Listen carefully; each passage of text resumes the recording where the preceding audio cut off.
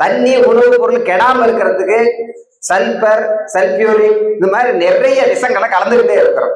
ஒவ்வொரு நாளும் நீங்க 1 கிராம் விஷத்தை சாப்பிட்டுட்டே இருக்கிறீங்க. ஒவ்வொரு நாளும் சராசரியா ஒரு மனிதன் 1 கிராம் விஷத்தையாச்சும் நீங்க சாப்பிட்டுட்டு இருக்கிறீங்க. இந்த மாதிரி தினந்தோறும் விஷத்தை சாப்பிட்டுட்டு இருந்தா நம்ம உடல் 100 வருஷம் ஆரோக்கியமா வாழ முடியுமா? வாழ முடியுமா? நம்ம எல்லாரும் தினம் விஷத்தையே சாப்பிட்டு இருந்தோம்னா ஆரோக்கியமா வாழ முடியுமா? வாழ முடியாது. அப்ப நம்ம ஆரோக்கியமான உணவு தான் நம்ம ஆரோக்கியமான வாழ்க்கையை கொடுக்கும், ஆயுட்காலத்தை கொடுக்கும். நம்ம இதுக்கெல்லாம் உதாரணமா சொல்லணும்னா, நம்ம அந்த காலத்துல பார்த்துருக்கிறோம்.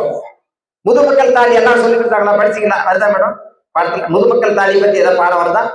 இல்ல, உங்களுக்கு தெரியும் நினைக்கிறேன். முதுமக்கள் தாலின்னு என்னன்னா 100 வருஷம் வாழ்வாங்க, 150 வருஷம் வாழ்வாங்க. ஆனா அவங்க உயிர் விட்ட உடல்ல இருந்து பிரியவே பிரியாது. அதனால அவங்க என்ன பண்ணுவாங்கன்னா உயிரோடைய பானையில வச்சு பதிக்கிறதுக்கு பேர் தான் முதுமக்கள் தாலின்னு பேர்.